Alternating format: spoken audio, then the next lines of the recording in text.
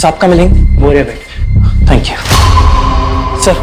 मुझे आपको एक इंपॉर्टेंट इन्फॉर्मेशन देनी है। किस सिलसिले में? सर मैं अमोनियम सिट्रेट का स्टॉकिस्ट हूँ। जी सर आज डॉक में लोड करते हुए हमें पता चला कि at least 15 kg ammonium citrate and फिलेंटिन स्टिक्स गायब है sir. What? 15 kg? Yes sir, मैंने पूरा चेक किया, मुझे लगता है चोरी हुई है। तो बहुत बड़ी मात्रा है।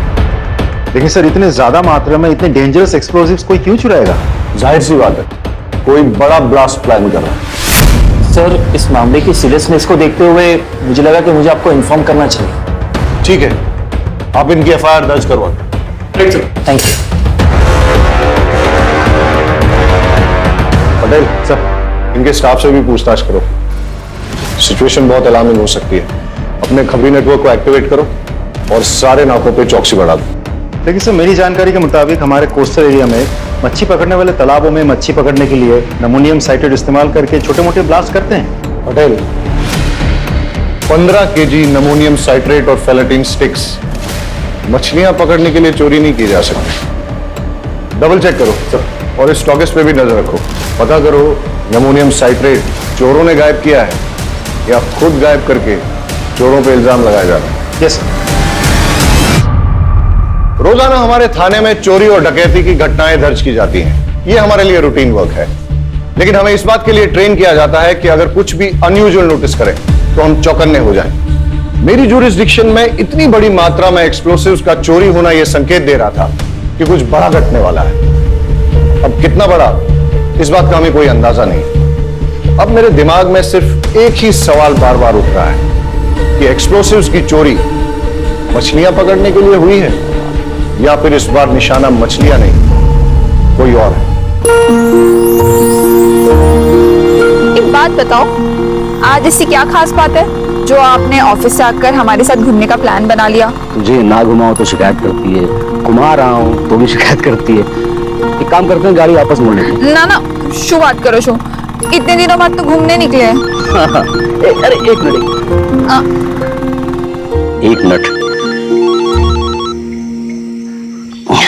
किसका फोन है?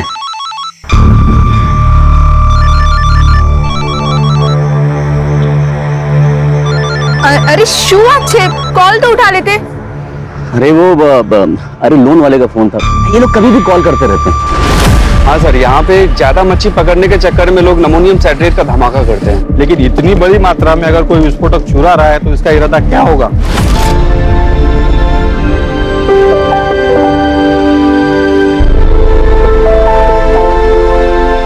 चलो भाई, बहुत तेज भूख लगी है, कुछ खिला दे फटाफट। माँ, मुझे भी भूख लगी है। हाँ तो देख, तेरी सारी फेवरेट चीज लेकर आई हूँ, ये ले। इतना सामान लग रहा है पूरे गांव को खिलाएगी। हाँ, काफी टाइम बाद आया तो सोचा एंजॉय करेंगे।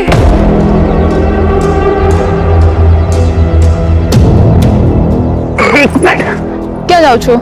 रुकना।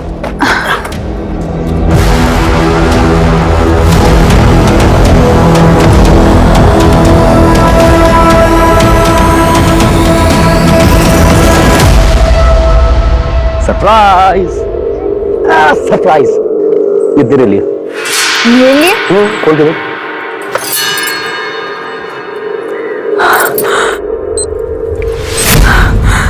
आ तो रेडियो छे। तुझे गाना सुनना पसंद है ना? Thank you. तेरे लिए।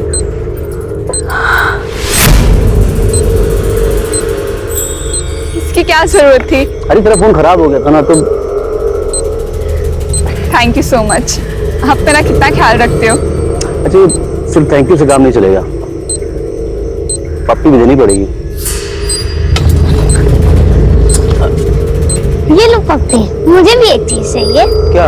एक रिमोट कंट्रोल कार। अरे ब्लैकमेलर। अरे यार, ये फोन, किसका फोन आ रहा है बार बार?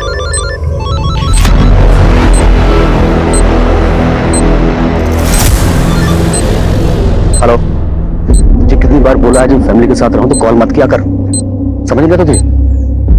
अरे उसे कैसे पता चलेगा?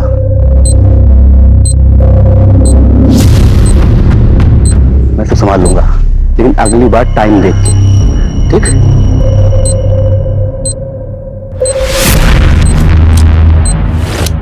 अरे अरे यार मैं उससे बात कर लूंगा ना, तू रख अभी।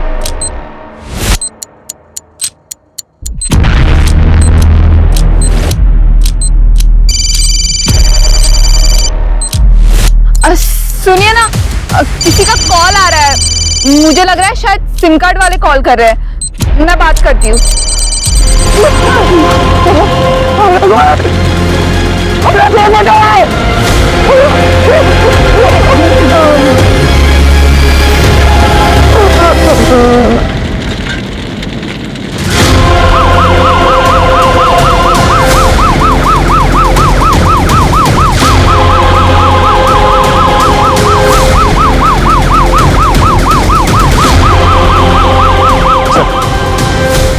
बहुत इंटेंस एक्सप्लोजन था, 2 कैजुअलिटीज हुए हैं, एक औरत और एक बच्चा मारे गए। पूरा एरिया हमने सील कर दिया, फॉरेंसिक टीम अपना काम कर रही है सर। टेररिज्म का कोई एंगल? सर प्राइम फेसी तो नहीं लगता, लेकिन इग्नोर भी नहीं कर सकते। चेक करो क्या ना है कि कोई रिपोर्ट है क्या, और आसपास के खबरियों से पूछताछ करो कि उन्होंने किसी टेररिस्ट संदिग्ध व्यक्ति या एक्टिविटी को देखा है क्या, और किसी ने कुछ देखा है, आई मीन आई विटनेस। जी सर, मैं इधर से जा रहा था और देखा कि वो आदमी अपने बीवी बच्चों के साथ अच्छा खासा खेल रहा है सर। इतने में अचानक उसका फोन आता है और वो बात करते हुए सर उधर जाता है। फिर सर बम का जो धमाका यहाँ हुआ ना सर, ये तो अच्छा हुआ सर कि आज यहाँ कोई है नहीं, वरना यहाँ काफी भीड़ रहती है सर। ओके, इसका मतलब ये कि यहाँ किसी ने इसलिए धमाका किया ताकि ज्यादा से ज्यादा कैजुअलिटीज हो, मतलब टेररिज्म का एंगल हो सकता है। एक काम करो, सारे एरिया को अच्छे से छान मारो और देखो कोई एविडेंस या क्लू मिलता है क्या, और ये भी चेक करो आसपास कोई सीसीटीवी है क्या। Right sir. हेलो ऑफिसर, क्या लगता है आपको? सर पूरी रिपोर्ट तो मैं पूरी जांच होने के बाद ही दे पाऊंगा। फिलहाल कुछ बेसिक एविडेंस मिले, पिकनिक वाली चीजें। सर कुछ अनयूजुअल चीजें मिली हैं, जैसे ये ट्रांजिस्टर, टूटा हुआ मोबाइल फोन। तो मुझे लगता है ये जो एक्सप्लोजन हुआ है ये ट्रांजिस्टर बॉम्ब है।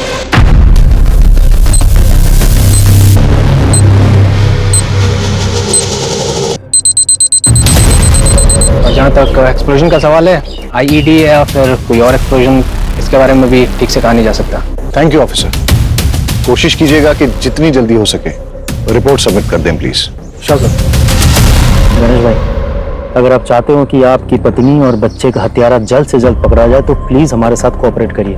हाँ, जरा सोच के बताइए कि ऐसा कोई है जो आपका नुकसान करना चाहता है ऐसा बॉम्ब ब्लास्ट प्लान करके। हमारी टीम को शक है कि ये ट्रांजिस्टर से ही ब्लास्ट किया गया है। ट्रांजिस्टर? इसका मतलब कि जो कुछ भी हुआ मेरी वजह से हुआ है। साहब, मैं बस ड्राइवर हूँ और जो ट्रांजिस्टर मोबाइल एक पैकेट में था और वहीं से लेकर आया था। वलसाड आ गए, आखिरी स्टॉप है, आखिरी स्टॉप। अरे सर सर, आखिरी स्टॉप है। क्या बात है गणेश भाई, रोज से 1 घंटा पहले पहुंचा दी। अरे नहीं रे, आज रास्ता साफ मिल गया तो खींच दी। लगता है भाभी का बर्थडे आ रहा है। यार मैं सोच रहा था कि किशोर तेरी भाभी घुमा देता हूँ आज कहीं, वरना इस ड्यूटी में तो कभी टाइम नहीं मिलेगा। तो है। गणेश भाई, मैं क्या बोल रहा था, बोल ना। आप जल्दी जा ही रहे हो तो मैं भी जरा होके आऊं क्या? तू किधर जाएगा? अरे गणेश भाई, चल जा। लॉक। अरे मैं कर दूंगा, तू जा। चाल से गणेश भाई। कंडक्टर के जाने के बाद मैंने बस को चेक किया और जब जाने लगा तो मेरी निगाह सीट नंबर 9 के नीचे पड़ी।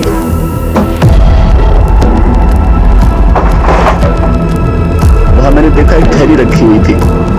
मैंने उठाकर चेक किया तो देखा उसमें एक ट्रांजिस्टर और साथ में मोबाइल भी था। उसे देखकर मेरे मन में लालच आ गया साहब, और मैं बीबी और बच्चे की मौत का सामान खुद अपने साथ ले आया। कितना भागा बाप और कितना नीच पति हूं मैं। जब विस्फोट हुआ उस वक्त कहां थे आप? उस वक्त साहब मेरा एक कॉल आ गया था, उसी को अटेंड करने के लिए मैं साइड में गया, सब बर्बाद हो गया। इट्स ओके, थैंक यू, आप अभी जा सकते हैं।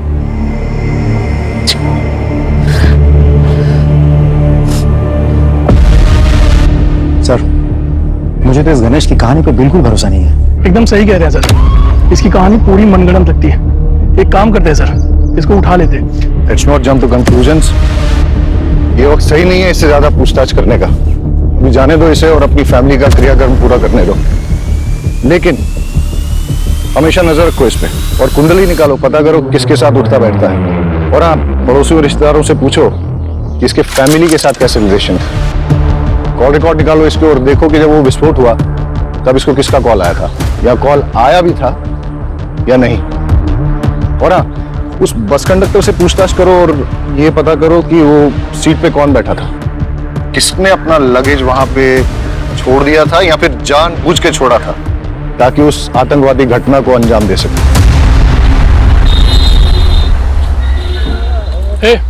नीचे आ। अच्छा, तुम्हें याद है कि सीट नंबर 9 पे कौन बैठा था?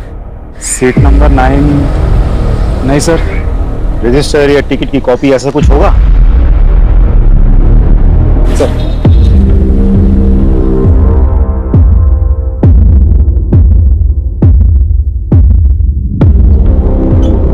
सर, सीट नंबर 9 पे कोई परेश जोशी बैठा था।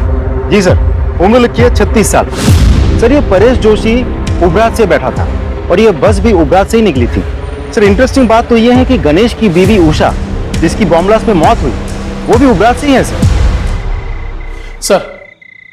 सर मैंने गणेश के पड़ोसियों से बातचीत की। पड़ोस में रहने वाली एक महिला ने बड़ी अजीब बात बताई। अरे साहब, पनौती है वो तो, उसकी तो कुंडली में लिखा हुआ था कि वो जिससे भी शादी करेगा वो मर जाएगी। और उषा तो उसकी दूसरी बीवी है। पहली बीवी जो थी ना, वो तो कार एक्सीडेंट में मर गई थी। और दूसरी बीवी, वो तो बेचारी हमेशा बीमार ही रहती थी और फिर किशोर को पैदा करते समय वो मर गई। और 1-2 साल के बाद में ये उषा को बहलाया, क्योंकि चुपचाप। अरे उषा के माँ बाप ने तो किसी से पूछा ही नहीं। अगर मुझसे पूछते मैं तो मना ही कर देती। सर, एक इंपॉर्टेंट लीड मिली है। गणेश के कॉल डिटेल से पता चला है कि अंडरवर्ल्ड के लोगों के साथ उसकी रेगुलर बातचीत होती थी और ब्लास्ट के वक्त उसे जो कॉल आया था वो कॉल कमलेश केसवानी का था, जो एक अड्डा चलाता है सचोरी छिपे। और ये गणेश की क्या रिपोर्ट है, कहाँ है वो? सर आ लो। सर ये क्या बात हुई? मेरी पत्नी और बेटे की चिता की आग भी ठंडी नहीं हुई अभी तक, और आप लोगों ने इस तरह जबरदस्ती बुला लिया मुझे। तुम्हारे बयान ने हमें मजबूर किया है गणेश कि तुम्हें यहाँ फिर से बुलाया जाए। सर आपको क्या लगता है कि मैंने अपनी पत्नी और बेटे को खुद बम से उड़ा दिया? कमलेश केसवानी, कैसे जानते हो उसे? तुम्हें क्या लगा तुम हमें बताओगे नहीं तो हमें पता ही नहीं चलेगा कि तुम्हें इंपॉर्टेंट कॉल किसका है, जिसे अटेंड करने के लिए तुम घटनास्थल से दूर चले गए थे? और उसी कमलेश केसवानी ने फोन पे तुमसे क्या कहा और तुम्हारा लेन देन क्या है उसके साथ? सर जुआ खेलने की लत है मुझे। शुरू में तो बहुत जीता मैं, लेकिन पता नहीं सर 5-6 महीने से किस्मत ही खराब है कि मैं बहुत पैसा हार गया। अब जितने भी देनदार थे सब ने मुझसे पैसे मांगने शुरू कर दिए। मैं एक बड़ा हाथ मारने के इंतजार में था कि वो हो जाए तो मैं सबके पैसे वापस कर दूँ। फिर उस दिन कमलेश का फोन आया, उसने बोला कि एक बहुत बड़ी बाजी होने वाली है जिसमें कुछ नौसिखिए खेल रहे हैं। उसने बोला कि तुम जल्दी पहुंच जाओ और अगर तुम गेम खेल लोगे तो अच्छे खासे पैसे जीत जाओगे। बस इतना ही या कुछ और भी है? इतना ही कहा था। अच्छा, वो ट्रांजिस्टर बॉम्ब तुम्हें कहाँ से मिला? बस में सीट नंबर 9 के नीचे से मुझे मिला। झूठ बोल रहे हो तुम गणेश। बॉम्ब तुमने बनाया, फिर ये सारी झूठी कहानी तुमने बनाई ताकि लोगों की सिंपैथी मिले, कोई तुम पे शक ना करे। सर मेरा यकीन कीजिए, मैं झूठ नहीं बोल रहा हूँ, मैं सच बोल रहा हूँ। तुम्हारा बयान और तुम्हारी हरकतें हमें मजबूर कर रही हैं कि हम तुम पे यकीन न करें। हिरासत में लो उसे और अच्छे से पूछताछ करो। सर ये क्या कर रहे हैं सर? चलो। अरे सर मैंने कुछ नहीं किया, मैं बता। Sir please. सर एक बहुत बड़ी इंफॉर्मेशन मिली है, इसलिए मुझे खुद ही आना पड़ेगा। सर ये जो बॉम्ब ब्लास्ट हुआ है इसमें नमोनियम साइट्रेट और फिलेटिन स्टिक्स का इस्तेमाल हुआ है। और सर ये सब कुछ ठूस के एक ट्रांजिस्टर में भरा गया था, जिसे एक मोबाइल फोन से एक्टिवेट किया गया था। जाहिर है कि बम बनाने वाला कुछ बड़ा धमाका करना चाहता था। इनफैक्ट मैं भी ये सस्पेक्ट कर रहा था, क्योंकि कुछ दिन पहले हमारे यहाँ एक स्टॉकिस्ट रिपोर्ट लिखाने आया था कि उसके डॉक से अपलोड करते हुए करीबन 15 kg एमोनियम साइट्रेट और फिलेटिन स्टिक्स चोरी हुए। वेल सर अगर ऐसा है तो दैट्स नॉट गुड न्यूज़, क्योंकि जितनी मात्रा एक्सप्लोसिव इस ट्रांजिस्टर में लगे थे तो बचे हुए जो एक्सप्लोसिव उससे 2 बॉम्ब और बनाए जा सकते हैं। पटेल सर, सारे एरिया में रेड अलर्ट घोषित करवा दो और वो रिपोर्ट पे इन्वेस्टिगेशन कहां पहुंची है मुझे अपडेट करो। हम अपने एरिया में और एक ब्लास्ट अफोर्ड नहीं कर सकते। सर। और ऑफिसर, मैं चाहूंगा कि आप भी वो रिपोर्ट एक बार देख लें। पटेल, इन्हें एक बार वो रिपोर्ट दिखाएं। आप आइए मेरे साथ। इस केस के सारे प्राइमा फेसी एविडेंस गणेश के खिलाफ नजर आ रहे हैं, लेकिन ऐसा भी हो सकता है कि गणेश जो कहानी सुना रहा है वो झूठ नहीं बल्कि सच है। और अगर ऐसा है तो आज हुए विस्फोट से हम ये सबक ले सकते हैं कि ये तय है कि शहर में और एक विस्फोट होने वाला है, जिसके लिए बॉम्ब या तो बनाया जा रहा है या फिर बना हुआ है। मुझे अंदेशा हो रहा है कि ये केस ऊपर से जितना सरल नजर आ रहा है उतना है नहीं, इसमें कोई ना कोई पेंच जरूर है। सर, फॉरेंसिक ऑफिसर के मुताबिक मोस्ट प्रोबेबली ये ब्लास्ट उन्हीं एक्सप्लोसिव से किए गए हैं जिनकी चोरी हुई है। वो स्टॉकिस्ट के सैंपल्स के साथ 90% मैच होते हैं। इसका मतलब श्योरली एक और ब्लास्ट होने वाला है। पटेल, गणेश की बीवी उबरात से है, जहां से गणेश की बस आई थी, और उस बस में सीट नंबर 9 पे परेश नाम का आदमी जो बैठ के आया था वो भी उबरात में ही बस में चढ़ा था। राइट सर, एक काम करते हैं, उबरात चलते हैं, वहां 2 टीम बना के जांच करते हैं। आई एम श्योर कोई ना कोई क्लू जरूर मिलेगा। Right sir.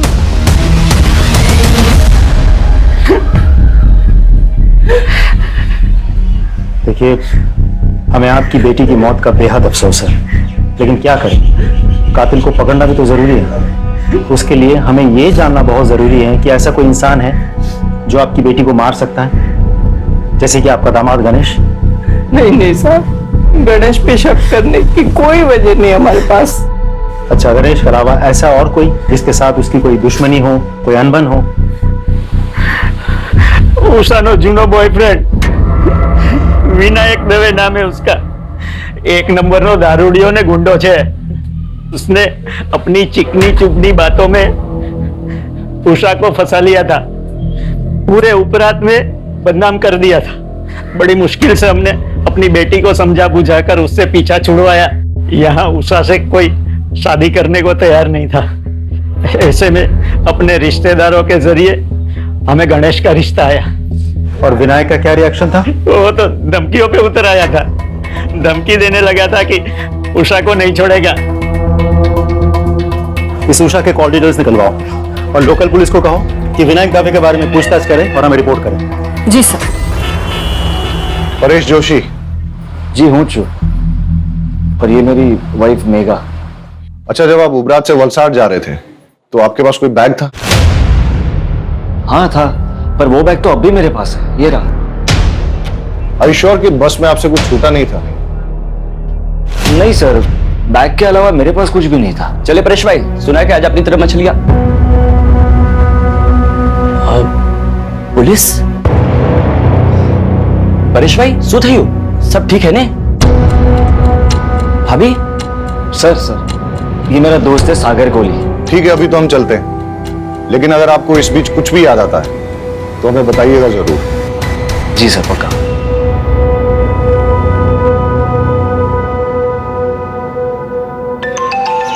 Excuse me. Hello, thank you sir. Forensic team की कॉल थी सर। टीम ने उस ट्रांजिस्टर के मेक और मॉडल का पता लगा लिया है। साथ ही उस फोन का IMEI नंबर भी मिल गया सर, जिसे डेटोनेटर के लिए इस्तेमाल किया गया था। एक बात और सर, उस फोन पर सिर्फ एक कॉल आई थी और वो कॉल उबरात के किसी PCO से था। क्या एक जगह जितनी शांत दिखती है ना, उतनी है नहीं। ट्रेस करो ये IMEI नंबर किसके नाम पर रजिस्टर्ड, और अगर ट्रांजिस्टर के मेक और मॉडल का पता चल गया तो मैन्युफैक्चरर से बात करो और पता करवाओ यहाँ उबरात और वलसाड़ में उसे डिस्ट्रीब्यूट कौन करता है। Right sir. सर, उषा के माँ बाप से मेरी बात हुई। उषा के पेरेंट्स ने उषा की शादी उसके पुराने प्रेमी विनायक दवे से नहीं, गणेश से करवाई थी। ये विनायक के बारे में कुछ पता किया? सर, गुंडा और शराबी है, और वो लगातार उषा को शादी के बाद से धमकी दे रहा था कि अगर वो वापस लौट के उसके पास ना आए तो वो सिर्फ अपने आप को ही नहीं, उषा को, उषा के हस्बैंड को और बच्चे को, सबको मार देगा। ये मैसेज अभी भी उषा के फोन में है। तो विनायक कहाँ है अभी? उठा लिया सर। गणेश की बस में ट्रांजिस्टर बॉम्ब तूने प्लांट किया ना? मैं बस उसको मारकर चाहता था कि उषा मेरी जिंदगी में आ जाए सर, लेकिन बम मैंने नहीं लगाया सर। तूने उषा को धमकी नहीं दी थी कि अगर वो लौट के तेरे पास ना आए तो तू उषा को, उषा के हस्बैंड को, उसके बच्चे को, सबको मार डालेगा? मैंने धमकाया था सर, मैं उसे नहीं भूल पा रहा था सर, लेकिन विस्फोटक में मेरा कोई हाथ नहीं है सर। सच इसमें सर देखते हैं तेरी बात में कितनी सच्चाई है। फिलहाल तो इस विनायक को छोड़ देते हैं, लेकिन नजर रखो इस पे और पता करो कि जिस दिन ब्लास्ट हुआ उस दिन ये कहा था। इस मेक और मॉडल का ट्रांजिस्टर आपके दुकान से बेचा गया था? हाँ साहब, मैंने बेचा था। किसे बेचा था? वो तो साहब मुझे याद नहीं है। क्यों, बिल बुक में होगा ना? साहब क्या छोटी सी दुकान है, वो कैश में बेचा था ताकि इनकम टैक्स में थोड़ी छूट मिल जाए। पता है ना ये गैर कानूनी है। हाँ, उस ट्रांजिस्टर का इस्तेमाल बॉम्ब ब्लास्ट में किया गया है। अरे साहब मुझे पता नहीं, मैं तो गरीब आदमी हूँ, मुझे माफ कर दो। अच्छा, जिसे वो ट्रांजिस्टर बेचा था उसकी शक्ल याद है? कहीं ये तो नहीं था वो आदमी? नहीं साहब, वो तो एक औरत थी। औरत थी? जी साहब, बल्कि साहब वो तो आज एक और ट्रांजिस्टर लेके गई है। मैंने उसको पूछा मैडम क्या बात है एक के बाद एक, तो बोली कि उसके जिस दोस्त का बर्थडे था उसको मना नहीं पाई, तो बोली कि परसों किसी उसके दूसरे दोस्त का बर्थडे है, बोली इस बार अच्छे से धूम धड़ाका करूंगी। दुकान में सीसीटीवी भी नहीं लगा है? नहीं साहब, छोटी सी तो दुकान है। आगे से बिल बुक मेंटेन कीजिएगा। जी साहब। लोकल पुलिस से कहो कि इस दुकान पर और इस दुकान के मालिक पे नजर रखें। सर, अच्छा इस IMEI नंबर का मोबाइल तुम्हारी दुकान से बेचा गया था? एक मिनट सर, चेक करके बताता हूँ।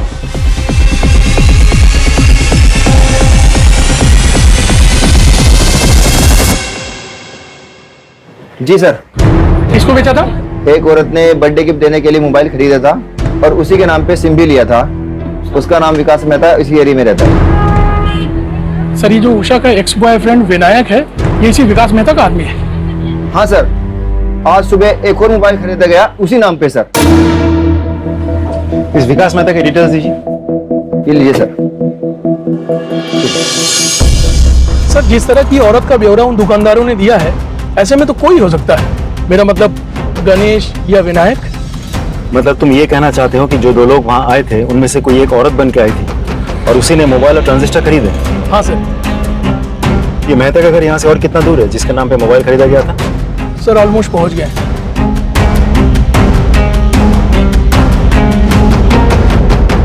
ओह हेलो, क्या ये सरकारी गार्डन नहीं है जो अंदर घुसते चले जा रहे हो?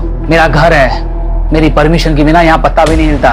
वलसड में जो बॉम्ब ब्लास्ट हुआ था, क्या जानता है उसके बारे में? इतनी जानकारी है जितनी न्यूज और पेपर में दिखाई गई थी, समझा? अच्छा, तो जिस मोबाइल से उस बॉम्ब को एक्टिवेट किया गया था उसका रजिस्ट्रेशन तेरे नाम पे क्या कर रहा है? हाँ? सर, शुरुआत करो तो मैं। कौन सा मोबाइल, कैसा मोबाइल? सर, मेरा मोबाइल मेरे पास है सर।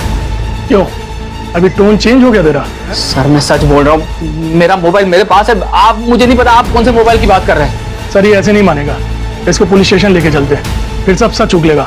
वलसड में बॉम्ब ब्लास्ट करवाने के जुर्म में तुझे गिरफ्तार किया जा रहा है। और कोई सवाल?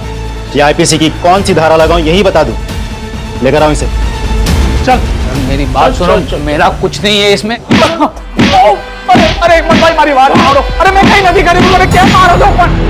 अरे साहब, मेरा यकीन कीजिए, मैंने कुछ नहीं किया, वो बॉम्ब प्लान नहीं किया मैंने। ये विनायक तेरा ही आदमी है ना जिसे तूने गणेश की बस में बॉम्ब रखवाया था? अरे साहब, वो एक नंबर का नशेड़ी और शराबी किस्म का इंसान है। वो क्या किसी बस में बॉम्ब प्लान करेगा? उसे शराब पीने से तो फुर्सत मिलती नहीं है। साहब, जो हमारी बात सांभो, तब खोटा मानस ने पकड़ी मुकेश है। अरे वो बाहर गुनेगार फिर रहा है, उसको पकड़ो जाके। ये जब तक सच ना उगले ना, उठते रहो इसे। हमारी बात सांभो, तब खोटा मानस से पकड़ो। सर, मेहता कुछ बोला? बहुत थोड़ा सा, लेकिन मुंह नहीं खुल रहा। बहुत शातिर है। बैकग्राउंड क्या है उसका? नामी गुंडा है सर, आसपास के एरिया में दादागिरी करता फिरता है। ऑलरेडी बहुत सारे केसेस दर्ज है उस पर। एक बात और सर, मेहता के जिस KYC डॉक्यूमेंट्स पर वो सिम कार्ड खरीदा गया था, वो फेक है। मतलब कोई मेहता को इस केस में फंसाना चाहता है? हो सकता है और नहीं भी हो सकता, लेकिन तुमने कहा कि मेहता बहुत शातिर है और कई केसेस दर्ज हैं उसमें, इसलिए ऐसा हो सकता है कि अपने आप को प्राइमा फेसी सस्पेक्ट बनाने के लिए उसने ये सब जानबूझ के किया और बाद में सिंपैथी पाकर सस्पेक्ट लिस्ट से बाहर हो गया। मोबाइल और ट्रांजिस्टर की दुकान से कुछ पता चला? सर, कुछ खास नहीं, लेकिन दोनों दुकानदारों ने एक अजीब बात कही। जिस लड़की ने पहले मोबाइल और ट्रांजिस्टर खरीदा वो आज सुबह फिर आई थी। जब दुकानदारों ने पूछा कि ऐसी भी क्या खास बात हो गई, तो पता है उस लड़की ने क्या कहा? उसने कहा कि कल जिस फ्रेंड का जन्मदिन था वो हम ढंग से मना नहीं पाए, लेकिन परसों एक और फ्रेंड का जन्मदिन है, वो हम बहुत धूमधाम से मनाएंगे। कुछ समझ में आया पटेल? अपराधी के दिमाग में जो चल रहा होता है वो अक्सर कहीं ना कहीं उसके मुंह से भी निकल जाता है। कल का जन्मदिन ठीक से मना नहीं पाई, यानी कल जो ब्लास्ट हुआ, परसों फिर से जन्मदिन मनाएगी, वो भी धूमधाम से। मतलब समझते हो इसका? मतलब परसों और एक ब्लास्ट होने वाला है, लेकिन हमें नहीं पता कि कब और कहां। और परसों का मतलब यह भी कि हमारे पास सिर्फ 48 घंटे हैं उसे रोकने के लिए।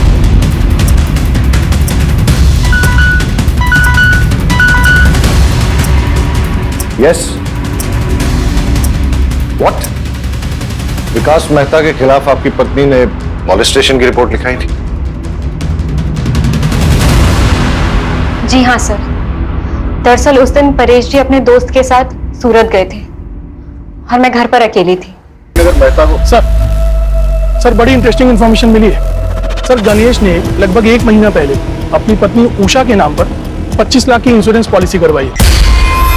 1 महीना पहले तूने अपनी बीवी के नाम पे 25 लाख का इंश्योरेंस लिया था।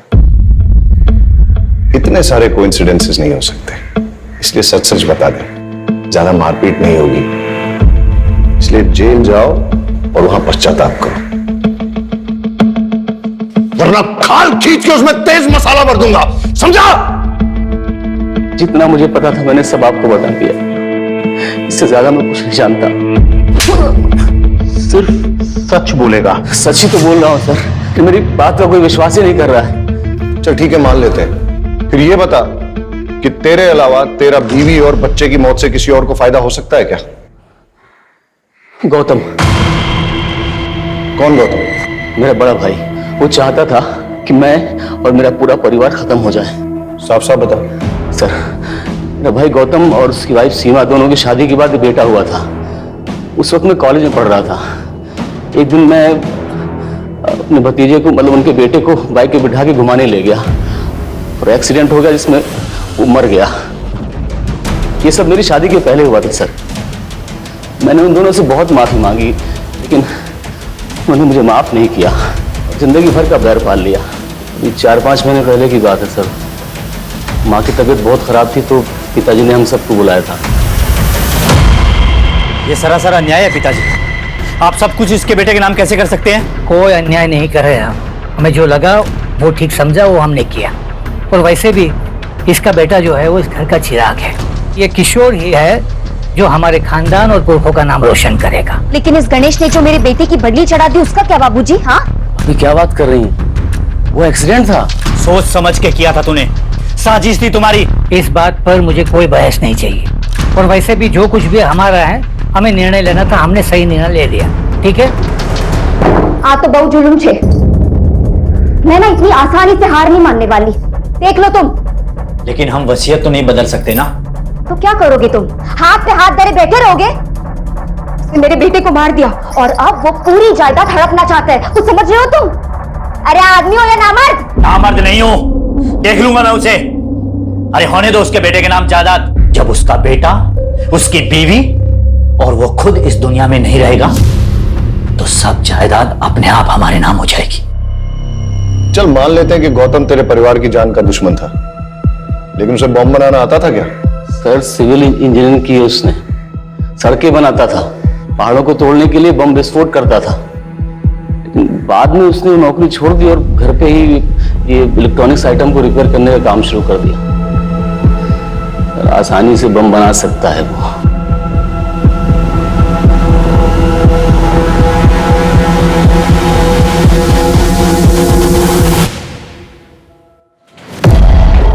गौतम भगत जी। तुम्हारे भाई की बीवी और बच्चे की मौत हो गई बॉम्ब ब्लास्ट में, तुम एक बार देखने तक नहीं गए? अगर आप मुझे ढूंढते हुए यहाँ तक आए हैं तो साफ जाहिर है आपको पता है मैं क्यों नहीं गया। जब आप रट्टा मार के बैठे हो गया? पढ़ा लिखा हूँ, इंजीनियरिंग की है मैंने। घटना वाले दिन तुम थे कहाँ? मैं अपनी बीवी और बेटी के साथ अपनी साली के घर गया था, राजपीपला। बस से गए थे? टिकट तो होगी? कोई सर्टिफिकेट है जो संभाल के रखा जाए? तुम्हारी बेगुनाही का सर्टिफिकेट हो सकता था। मुझे अपनी बेगुनाही साबित करने में कोई दिलचस्पी नहीं है। आप काफी दूर से आए हैं, कुछ लेंगे? ठंडा पानी कुछ? आज तो कुछ नहीं लूंगा, लेकिन जिस दिन तुम्हारे खिलाफ सबूत हाथ लग गया ना, उस दिन तुम्हें लेने जरूर आ जाऊंगा। चले आइएगा, तब तक मैं अपना बचा हुआ काम कर लेता हूं। क्या है कि मुझे परसों तक एक बहुत बड़ी डिलीवरी देनी है।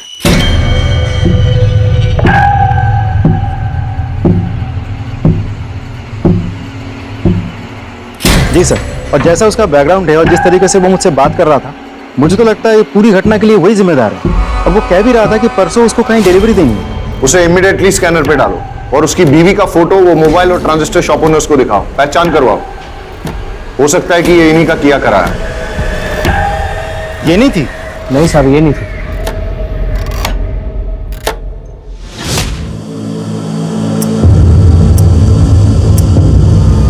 Yes sir. सर मैंने पूरे डिस्ट्रिक्ट में हाई अलर्ट घोषित करवा दिया है। Okay sir. हेडक्वार्टर से बात हो रही थी, सिचुएशन बहुत टेंस है, लेकिन जब तक हमें कोई क्लू नहीं मिल जाता तब तक हम पिन पॉइंट करके किसी एरिया की सिक्योरिटी नहीं बढ़ा सकते। ब्लास्ट कहीं भी हो सकता है। सर अजीब सिचुएशन है, एक भी क्लू नहीं मिल रहा है। सर मैंने बस में ट्रेवल कर रहे हैं सभी यात्रियों से पर्सनली बात की। ज्यादातर लोगों को कुछ पता नहीं है सर, लेकिन एक पैसेंजर जो कि घटना के तुरंत बाद अहमदाबाद चला गया था, उससे अभी बात हुई। अच्छा, उस दिन जो 9 नंबर सीट पर जो पैसेंजर बैठा था उसके बारे में कुछ याद है? सर 9 नंबर सीट वाला पैसेंजर ना रात में उतर गया था जब ड्राइवर ने चाय पीने के लिए गाड़ी रोकी थी। उस वक्त कंडक्टर और सारे पैसेंजर सो रहे थे, मैंने खुद देखा था। उस रात तुम बस से क्यों उतर गए थे परेश? ऐसी भी क्या इमरजेंसी थी? सर दरअसल मेरे फ्रेंड के पिताजी को हार्ट अटैक आया था और उसकी मदद करने के लिए कोई भी नहीं था। अब ऐसे आड़े वक्त पर उसके पास जाना मैंने जरूरी समझा। अच्छा, वैसे तुम जा कहाँ रहे थे? वलसाड? जी नहीं, मैं वापिस जा रहा था मेरे ससुराल। वजह जान सकता हूँ? सर दरअसल वो विकास मेहता ने मुझे धमकी दी थी। मेरी पत्नी के रिपोर्ट पर उसे जेल हुई थी, पर उसने अपनी पहचान लगाई और उसे बेल मिल गई थी। उसके बाद उसने मुझे अपने घर बुलाया और धमकाया। तेरी बीवी को बोल अपना केस वापस ले, वरना तेरी बीवी का तो कुछ नहीं कर पाऊंगा, लेकिन बेटा तेरे छोटे छोटे टुकड़े करके समुद्र की मछलियों को खिला दूंगा। अच्छा, तुम्हें क्या लगता है ये सब कुछ विकास मेहता का किया धरा है? सर वो इतना घटिया आदमी है ना, वो कुछ भी कर सकता है और मुझे पूरा विश्वास है मुझे मारने के लिए वो बॉम्ब उसी ने प्लान किया होगा।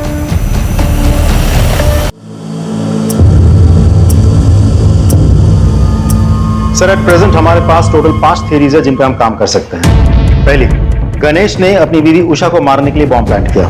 सारे स्टेटमेंट्स और कोइंसिडेंस के मुताबिक गणेश हमारा प्राइम सस्पेक्ट बनता है। दूसरी, गणेश के भाई गौतम ने अपनी दुश्मनी और प्रॉपर्टी पाने के चक्कर में गणेश और उषा को मारने के लिए बॉम्ब प्लांट किया, लेकिन हमारे पास गौतम के खिलाफ कोई ठोस सबूत नहीं है। तीसरी, मेहता ने परेश को मारने के लिए बॉम्ब प्लांट किया। मेहता के पास मोटिव भी है, उसका बैकग्राउंड उसे सपोर्ट भी करता है, बट अगेन उसके खिलाफ भी हमारे पास कोई ठोस सबूत नहीं है। और सर चौथी थ्योरी के हिसाब से विनायक ने अपनी गर्लफ्रेंड उषा के पति को मारने की प्लानिंग की। उसके पास मोटिव तो है सर, बट हमारे पास कोई प्रूफ नहीं है। और सर पांचवी थ्योरी ये कह रही है कि हो सकता है ये कोई टेररिस्ट अटैक हो जो कि भरी हुई बस में एक बड़ा धमाका करना चाह रहा था। और थ्योरी नंबर 6, ये सब इस परेश का किया धरा है ताकि ये मेहता को इस केस में फ्रेम कर सके। And not to forget, Paresh एक मछुआरा है, इसलिए अमोनियम साइट्रेट का इस्तेमाल करना जानता है। यस? हाँ, ओके। गौतम के घर पे रेड करने का वारंट मिल चुका है, उसके घर पे रेड करो और देखो क्या मिलता है। ओ हेलो, आप फिर चले आए? टाइम देखा? देखा, तुम्हारे लिए खराब है। एक्सक्यूज मी सर, आप ऐसा नहीं कर सकते। सर्च वारंट, आपकी परमिशन के लिए वेट नहीं करूंगा। Please cooperate. चाह करके तलाशी लो। सर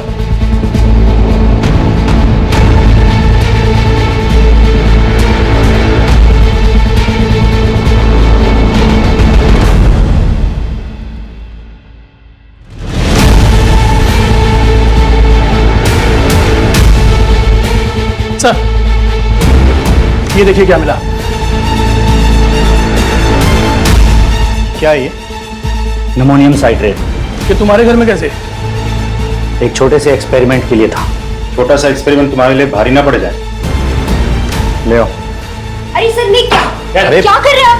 सर अरे सर, गौतम को बहुत तोड़ा, लेकिन वो मानने को तैयार ही नहीं है कि ये बॉम्ब उसने बनाया था या ब्लास्ट उसने करवाया था। सर उसकी वाइफ को भी आज सुबह लोकल पुलिस ने अरेस्ट कर लिया, लेकिन उसने सिर्फ एक ही रट लगा रखी है कि वो दोनों बेगुनाह हैं। जैसे जैसे ब्लास्ट का टाइम नजदीक आ रहा है वैसे वैसे ये केस और उलझता जा रहा है। मैंने उबरात की उन दोनों दुकानों पे जहां से कि मोबाइल और ट्रांजिस्टर खरीदा गया था, वहां तक जाने वाले सारे रास्तों की सीसीटीवी फुटेज मंगाई है। हम उसे अच्छे से चेक करते हैं, आई एम श्योर कोई ना कोई क्लू जरूर मिलेगा।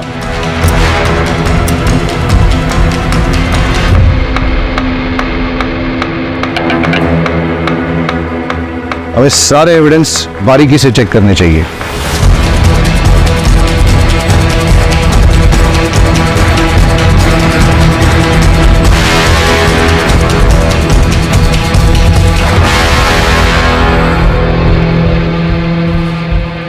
ये क्या है? सर कपड़ों के दुकान का पॉली बैग है, वो भी उभरत का। मतलब गणेश की पत्नी उषा जिसकी मौत हुई बॉम्ब ब्लास्ट में, वो भी तो उभरत से ही थी। तो ऐसा भी तो हो सकता है कि वो कुछ लाई होगी सामान वामान बाजार से और फिर इस बैग में रख दिया होगा इस पैकेट को या पॉलिथीन बैग को। ये बैग की कंडीशन अभी ठीक है, लगता है नया सा है, इसलिए जाके दुकान में पता करो कि पिछले 1 महीने में वहां पे किस किसने खरीदारी की। सर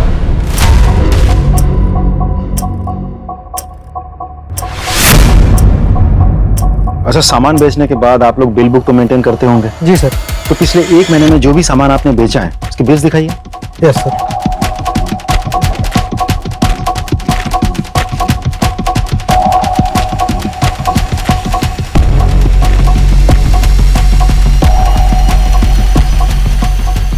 इस डेट की फुटेज मिलेगी? लीजिए सर।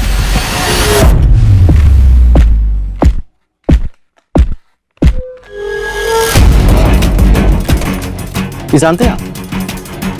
हाँ सर। सारे फुटेजेस ले लो। सर ये थी वो औरत? हाँ सर यही थी। यही औरत थी वो? जी साहब यही थी। सर दोनों दुकानदारों से कंफर्म किया, ये वही औरत है। आपका शक बिल्कुल सही था। जिस चीज को हम हल्के में ले रहे थे वही चीज हमें कल्प्रिट तक पहुंचाएगी। इनफैक्ट कल्प्रिट का पता चल गया है, एटलीस्ट चेहरा तो दिख गया। We are running against time, लेकिन लकीली हमें पता है कि कल्प्रिट कौन है। लेकिन हमारे पास उसके खिलाफ न तो कोई एविडेंस है और न ही सबूत, इसलिए हमें उसे रंगे हाथों पकड़ना होगा। हम सब सादे कपड़ों में गांव में फैल जाएंगे और निगरानी करेंगे और इंतजार करेंगे कि कल्प्रिट कब और कहां बॉम्ब को प्लांट करता है, और जैसे ही वो बॉम्ब को ब्लास्ट करने की कोशिश करेगा तभी हम उसे जाके रंगे हाथों पकड़ लेंगे। Am I clear? Yes, sir. Let's go.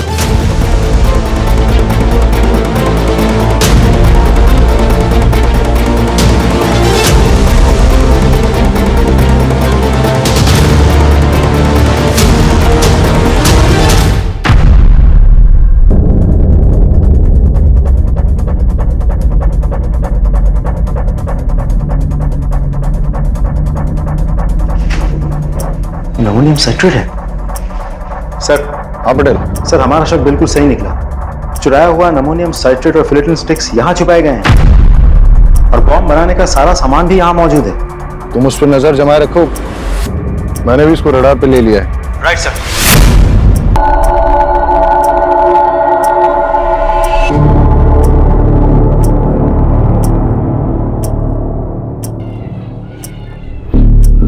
हाँ मैं उसका पीछा कर रहा हूं, तुम उस पर नजर रखना। सर किसी को फोन लगा रहा है, नंबर डायल कर रहा है।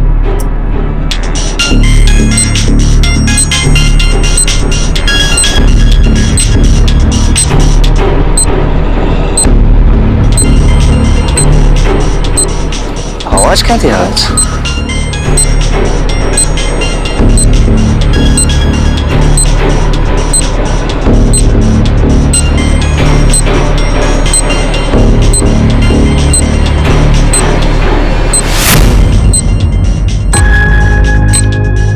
ये मैडम को भी नए नए आइडिया थे रोमांस के लिए। रुक, फोन मत उठाना, रुक, कॉल मत उठाना। अरे सर अब हुआ क्या? लेकिन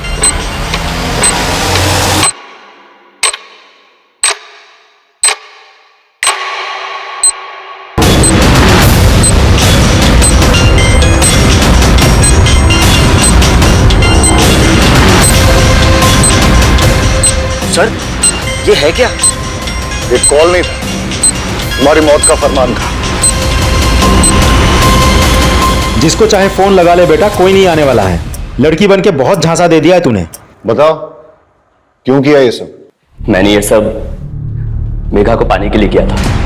दरअसल परेश मछली पकड़ने के सिलसिले में ज्यादातर घर से बाहर रहते थे। उसी दौरान मैं और सागर एक दूसरे के करीब आए और मैं प्रेग्नेंट हो गई। परेश को लगा कि वो बाप बन गया है, लेकिन मैं जानता था मेघा बहुत दिनों तक सच छुपा नहीं पाएगी। इसलिए हमने एक प्लान बनाया। मैंने डॉक पर से एक्सप्लोसिव चोरी किए और एक हाई इंटेंसिटी बम बनाया और परेश को बस पर चढ़ाते वक्त उसके सीट के नीचे सरका दिया और एक मोबाइल भी रख दिया। मेरी कैलकुलेशन के अनुसार जब बस वलसाड़ पहुंचती तब मैं उस मोबाइल पे कॉल करता और परेश अपने सामान के साथ मोबाइल देखता तो उस कॉल को जरूर उठाता और बॉम्ब फट जाता। लेकिन हमारी बदकिस्मती, उस दिन वो बस समय से बहुत पहले ही वलसाड़ पहुंच गई और जब हमने कॉल किया तब ये विकास मेहता का क्या चक्कर था? उसे मेरे और सागर के अफेयर के बारे में पता चल गया था। मुझे वार्न करने आया था। मैंने उस पर मॉलेस्टेशन का झूठा इल्जाम लगाकर उसे जेल भिजवा दिया। विकास मेहता बेल पर बाहर आ गया था। उसका पुख्ता इंतजाम करने के लिए मैंने एक शॉप से मोबाइल खरीदा और उसके नाम पर सिम भी खरीदा ताकि जब पुलिस तफ्तीश करे तो वो फंस जाए और उसे सजा मिले। लेकिन उस कपड़ों की दुकान की सीसीटीवी फुटेज पे हमने तेरी शक्ल पहचान ली और तेरा खेल खत्म हो गया। मैं पूरी कोशिश करूंगा कि तुम दोनों को कड़ी से कड़ी सजा हो।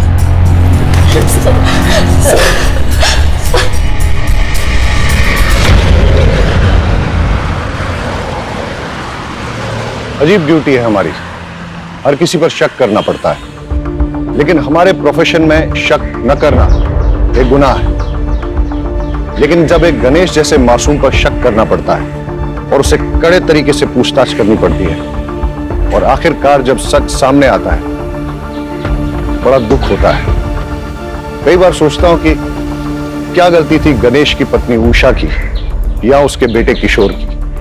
उनका क्या लेना देना था परेश, सागर, मेहता, मेघा, इन सब से, इनके गलत संबंधों से या इनकी दुश्मनी से। लेकिन फिर भी इस षड्यंत्र का शिकार उन्हें बनना पड़ा। वजह लालच। अगर गणेश ने वो बैग खुद ना रख लिया होता और पुलिस को लाके सौंप दिया होता तो शायद ये हादसा नहीं होता। सर हेडक्वार्टर से कॉल आई थी। एक बस में कुछ लोगों को बंधक बना लिया गया है। चलो सर।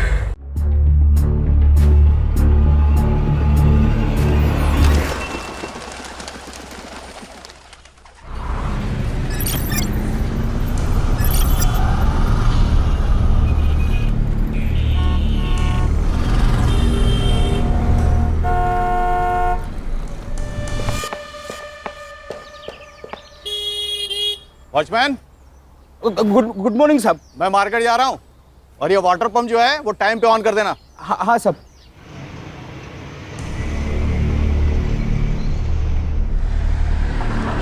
ममता जी नमस्कार। हाँ नमस्ते। मैंने इलेक्ट्रिशियन को बुलाया है, उसे घर पे छोड़ देना। इतने के लिए इंटरकॉम मत करना।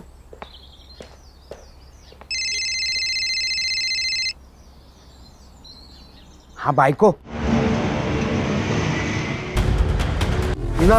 इधर गिरी थी। ते काका, यहाँ बंदूक लेके कौन आएगा? बैड इलेक्ट्रिशियन होगा। मेरे रूम का एसी खराब है। तुम्हें एसी वाले को बुलाना चाहिए था। एसी वाले को सीधा बुलाएंगे तो बोलेगा एक नया एसी ले लो। आ रही हूँ पापा। अरमान, तू सुनो, मेरी बात तो सुनो। सलोनी की कोई गलती नहीं है।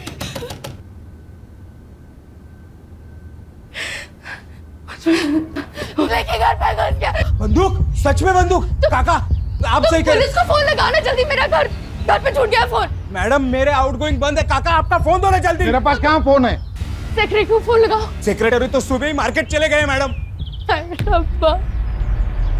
सलाम साहब, दे चल जल्दी दे। सर, वो मेरी बेटी को बचा लीजिए। वो मार डालेगा मेरी बेटी को। प्लीज बचा लो।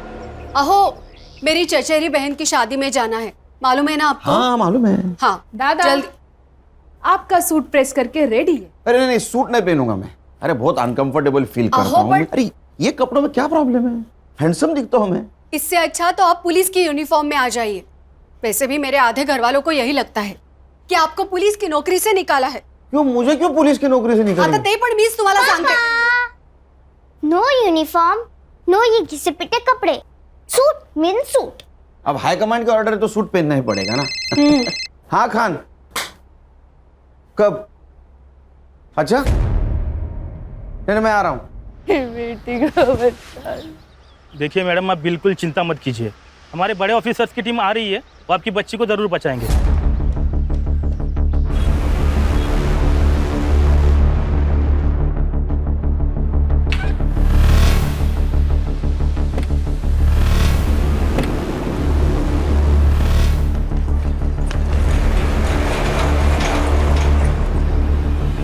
ऐसे ही लाइव अपडेट्स देखने के लिए देखते रहिए सत्या टॉक न्यूज। मैं सत्या सातोस्कर।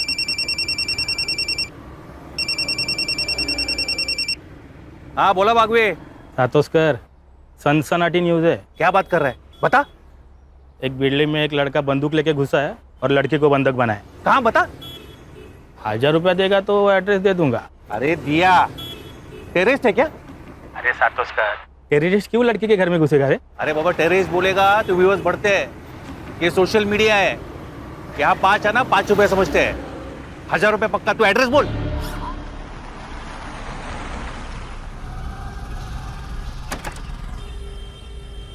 अरे तू क्या कर रहा है यहाँ? तू लड़की देखने जाने वाला था ना? सर लड़की कहाँ भाग के जा रही है?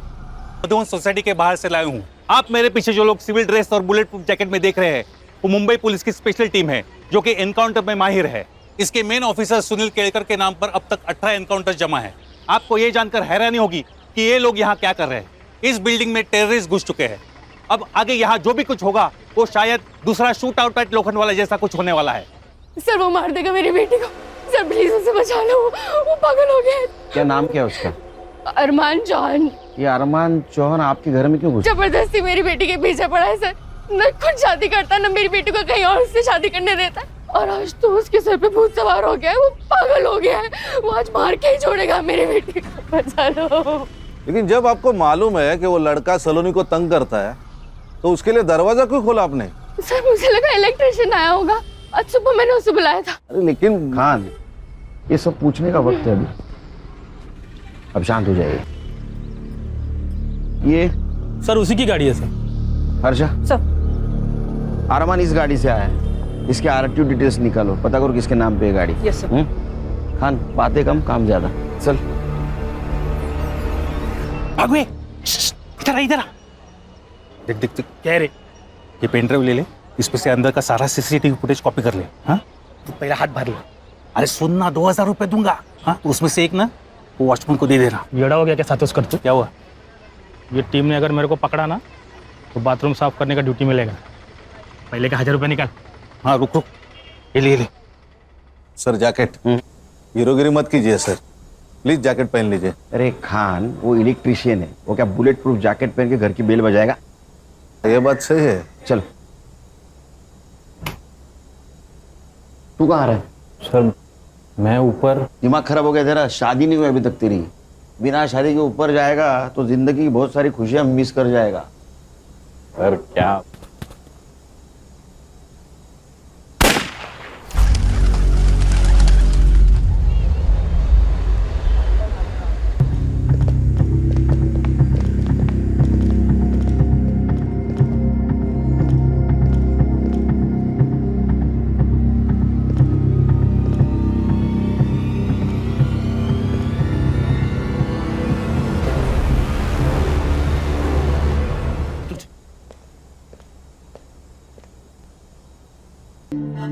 सच्चाई से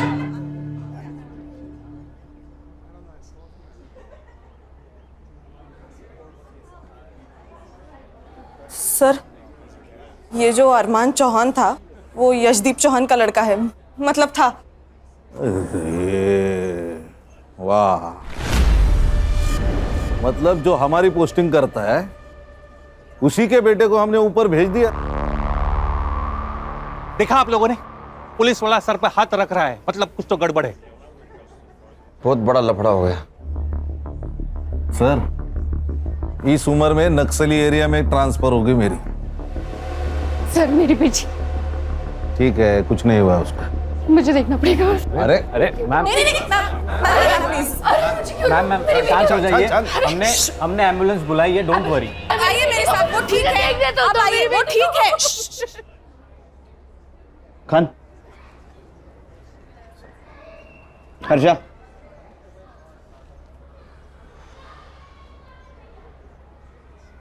पर मैं अकेला था, मैंने अकेले ने इनकाउंटर किया है, खान मेरे साथ नहीं था। सर नक्सली एरिया की बात तो मैंने मजाक में कही थी, लेकिन सीरियस हो सकता है खान, और वो भी इस उम्र में। देखो खान, अगर तुम भी मेरे साथ फंसोगे तो पूरी टीम बिखर जाएगी। बड़ी मुश्किल से टीम बांधी है मैंने। Got my point? सर वो यशदीप छोड़ेगा नहीं हमें। सर थोड़ा खाऊन गया। नहीं, थोड़ा खाना सर। अरे भूख नहीं है मुझे। चलो हमारी इंक्वायरी शुरू। डीसीपी साहब का फोन।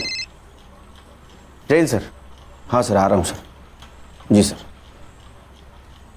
गणेश भाऊ। सर यूनिफॉर्म निकालो।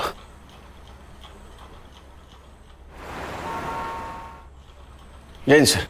केलकर, तुम्हें सोच समझ के गोली चलानी चाहिए थी।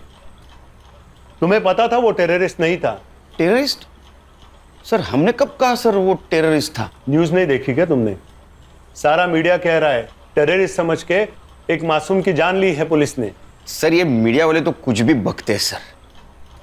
Sir actually it was a hostage situation sir. एक लड़के ने एक लड़की को गन पॉइंट पे हॉस्टेज बनाया था। जब मैं घर के अंदर घुसा तो उसने मुझ पर फायर करना चाहा। छाती पे? क्या करता सर? Self defence. और कौन ऑफिसर था तुम्हारे साथ? सर मैं अकेले अंदर घुसा था सर। ये जो कहानी तुम मुझे बता रहे हो, इसे जस्टिफाई कैसे करोगे? सर जिस लड़की को हमने बचाया वो आई विटनेस है सर, स्टेटमेंट देगी ना सर। अगर वो लड़की तुम्हारी बात से मुकर गई तो तुम्हारा सस्पेंशन पक्का, क्योंकि अब तक तो तुम जान ही गए होंगे कि वो किसका बेटा था। पुलिस ने मेरे बेटे को आतंकवादी घोषित करके मार डाला। वो एक लड़की से प्यार करता था, उससे शादी करना चाहता था। उससे मिलने गया, दोनों में झगड़ा हो गया। जैसे यंग लड़के लड़कियों में होता है अक्सर, लवर्स डिप, तो उससे आतंकवादी हो जाता है। कुछ मेडल्स पाने के लिए कुछ करप्ट ऑफिसर्स ऐसी घिनौनी हरकतें करते हैं। मैं एक आईएएस ऑफिसर, हो सकता है मैंने कभी किसी का कोई काम ना किया हो, तो उसने सुनील केलकर को सुपारी दे दी। सुनील केलकर ने उस पर वॉच रखी और उसको मार डाला। अब आतंकवाद का ड्रामा कर रहा है अपने आप को बचाने के लिए। लेकिन मैं ये केस लड़ूंगा, खाली उसे सस्पेंड ही नहीं, उसे फांसी तक लेके जाऊंगा मैं।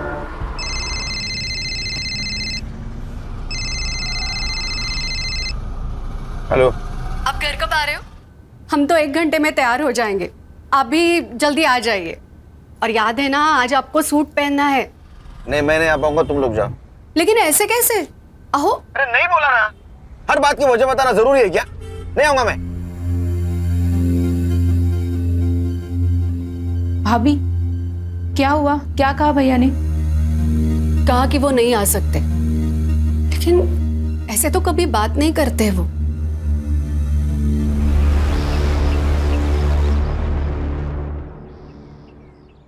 क्या कहा डीसीपी साहब ने? सर वो लड़का टेररिस्ट था, ये तो हमने नहीं कहा था। फिर ये बात मीडिया में कैसे फैली? सर हमें भी अभी पता चली न्यूज़ से बात। सर हर न्यूज चैनल पर यही कहा जा रहा है कि हमने टेररिस्ट समझकर एक आशिक को मारा। इसका मतलब इसमें कोई थर्ड पार्टी इन्वॉल्व है। संग्राम सर पता करो सबसे पहले किस मीडिया ने बात फैलाई। हर्षा क्राइम स्पॉट पे हमें जो पिस्टल मिला उसका सीरियल नंबर देखो किसके नाम पे रजिस्टर्ड है। अगर वो अनलाइसेंस्ड है तो अपने खबरियों को काम पे लगाओ, पता कराओ कहां से खरीदी गई है। Yes sir. भाई तक 1 मिनट मेरे साथ आओ।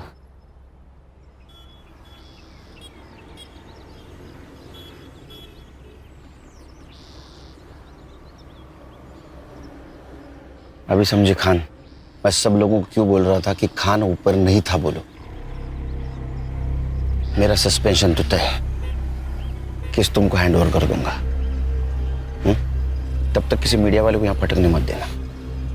और वो लड़की जिस हॉस्पिटल में, वहां अपने आदमियों को लगा दो सिविल में, क्योंकि वो लड़की हमारे लिए बहुत इंपॉर्टेंट है। उस लड़की का स्टेटमेंट लेना है।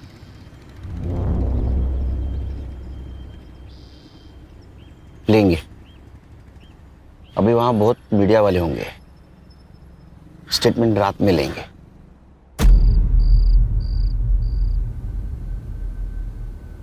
सलोनी सुनो, पुलिस को सब कुछ सच सच बताने की जरूरत नहीं है, नहीं तो तुम ही फंस जाओगी, समझी ना? अमन सही कह रहा है, वो अरमान तो गया, तुझे छुटकारा मिल गया। अब बार बार पुलिस हमें आके तंग करे, इससे अच्छा है कि हम ये कह दें कि अरमान तुझे मारना चाहता था, आपने मार दिया, खत्म। क्या खत्म? वो खाना खत्म कर दे कह रही थी। ये कौन है? सर मैं भाई है मेरा। अब मुंह बोला। चल निकल। हो कुछ सवाल पूछने हैं आपसे। ये जो अरमान था, उसको कब मिली, कहाँ मिली? सर वो सर उसकी तबीयत ठीक नहीं लग रही है, उसकी बजाय मैं आंसर दूं तो चलेगा? ओके ओके, हाँ बोलिए, आप बोलिए। हमारी सलोनी को बचपन से ही फिल्मों का शौक रहा है। एक दिन वो बोली कि उसे फिल्मों में जाना है। मैंने अपने सोर्सेस के थ्रू पता किया तो पता चला कि अरमान चौहान नाम का कोई प्रोड्यूसर है जो फिल्म बना रहा है। बस उससे मिलने हम उसके ऑफिस चले गए। चौहान सर, ये सलोनी का पोर्टफोलियो है। जब ये सामने है तो फोटोग्राफ्स की क्या जरूरत है, इन्हीं का ऑडिशन करेंगे। सर, सलोनी का ऑडिशन उसे बहुत पसंद आया। 2 दिन बाद उसने हमें बुलाया, सलोनी को फिल्म में हीरोइन के लिए कास्ट किया और 2 लाख रुपए साइनिंग अमाउंट भी दिए। सर, हम भी बहुत खुश थे, सलोनी फिल्म में हीरोइन बनने वाली थी। सर, फिर सलोनी वहाँ रोज जाने लगी। एक दिन अरमान ने मुझे अकेले मिलने बुलाया। माँ जी, मैं सलोनी से प्यार करता हूँ और उससे शादी करना चाहता हूँ, लेकिन ये बात मैं अपने घर वालों को भी बता नहीं सकता। उसके लिए और उनको राजी करने के लिए मुझे थोड़ा वक्त चाहिए। लेकिन बेटा, मुझे सलोनी से भी पूछना पड़ेगा, उसकी अपनी लाइफ है, हाँ या ना का फैसला तो वही करेगी। उसकी तरफ से हाँ है, बस आपकी हाँ और आपका आशीर्वाद चाहिए। मैं क्यों ना करूंगी, तुम्हारे जैसा दामाद कौन नहीं चाहेगा। बट बेटा, हमारी एक अलग ही समस्या है। मैं जानता हूँ, आज से आपकी और सलोनी दोनों की जिम्मेदारी मेरी। फिर वो हर महीने हमें 2 लाख रुपए खर्च के लिए देने लगा। 2 लाख? आपके दोनों का महीने का खर्चा 2 लाख रुपए? सर, इससे कम में तो हमारी टीम के घर चलते हैं। आप बोलिए। घर में उसका आना जाना शुरू हो गया। सलोनी खुश थी, और खुश क्यों ना हो, इतने बड़े लड़के के साथ उसकी शादी होने वाली थी। 7-8 महीने सब ठीक चला, फिर अचानक उसने आना बंद कर दिया। उसका फोन भी बंद मिला, जिस ऑफिस में हम उससे जाया करते थे मिलने, वो भी बंद मिला। हमें समझ में नहीं आ रहा था क्या हो रहा है। सलोनी का तो रो रो के बुरा हाल हो गया था। मैं अरमान से बहुत प्यार करती हूँ माँ। अरमान ने मुझे क्यों छोड़ दिया माँ? क्यों? देख, तू रोना बंद कर। हम एक काम करते हैं, हम उसकी फिल्म के प्रोड्यूसर्स के साथ फिर से स्ट्रगल शुरू कर दिया। सलोनी ने भी किसी पार्लर में जॉब पकड़ लिया। लेकिन एक बात समझ में नहीं आ रही, अरमान सलोनी से इतना प्यार करता था, फिर भी उसे मारना क्यों चाहता था? इन दोनों के बीच जरूर कुछ हुआ होगा। सर, मुझे लगता है उसे सलोनी का फिर से फिल्मों में स्ट्रगल करना पसंद नहीं आया। प्यार करता था ना। पर सर, आपने उसे नहीं मारना चाहिए था। अरे कमाल है, सुबह तो कह रही थी आप मेरी बेटी को बचाओ। अगर मैं उसे नहीं मारता तो आपकी बेटी को मार देता। बताओ माँ को। हाँ माँ, ये सही कह रहे हैं, मेरी जान इन्हीं की वजह से बची है। मीडिया को ये बात किसने बताई कि अरमान टेररिस्ट है? हमारी किसी भी प्रेस वाले से कोई बात नहीं हुई। ठीक है, रेस्ट करो, कोई मीडिया वाला आए तो उसको इनकार कर देना।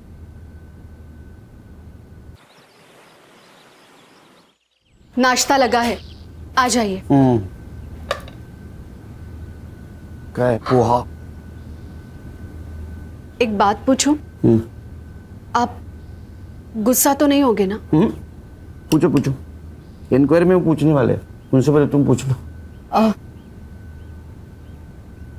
इससे सही सलामत छूट तो जाओगे ना आप? छूट जाऊंगा मतलब? मैंने थोड़ी क्राइम किया है तो छूटूंगा, अंदर जाऊंगा, तुम टेंशन मत लेना। वो लड़की मेरे तरफ से ही बोलेगी इंक्वायरी एंड। वहीनी, वहीनी टीवी लगाइए। क्या हुआ? जल्दी से कोई भी न्यूज चैनल लगाइए वहीनी। और क्या हुआ? क्या अभी वहीनी मैं खुद ही लगा देती हूँ। किसी इनोसेंट की हत्या करके ये लोग कैसे छूट जाते हैं? सुनील केलकर को अभी तक डिपार्टमेंट ने सस्पेंड क्यों नहीं किया? समझ में नहीं आ रहा। सुनील केलकर के पास 2 होटल्स हैं, एक मुंबई में, एक पुणे में। सुनील केलकर जहां रहता है वो कोई छोटा मोटा फ्लैट नहीं है, बंगला है जिसका असेसमेंट टैक्स उसकी सालाना सैलरी जितना है। ये सब पैसा कहां से आता है? उसकी बीवी ने सरकारी नौकरी क्यों छोड़ी? क्योंकि उसके ऊपर भी एलिगेशंस थे करप्शन के।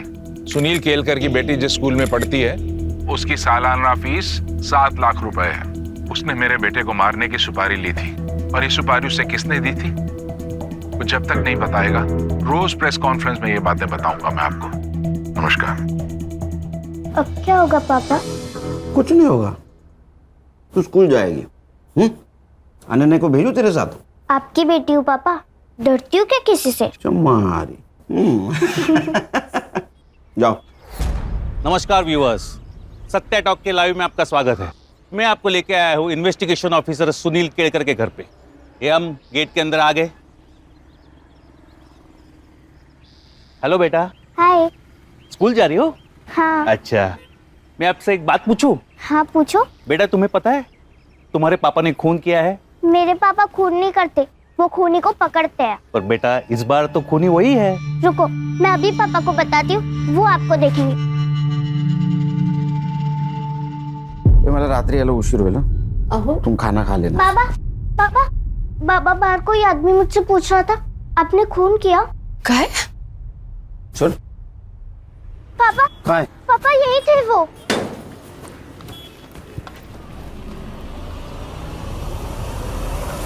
मैंने रक्षक को स्कूल छोड़ के आओ, और रास्ते में कोई मिले ना तो खींच के रख देना, बाकी मैं संभालूंगा। कबड्डी प्लेयर हूँ भैया, ऐसी जगह खींच के मारूंगी ना जिंदगी भर याद रखेगा। Good girl.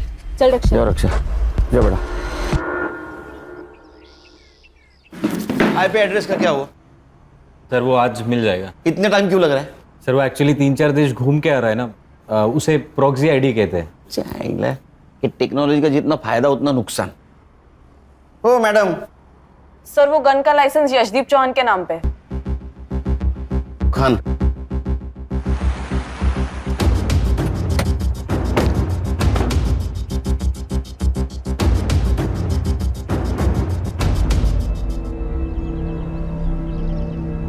ये आपके घर के बारे में बोल रहा था।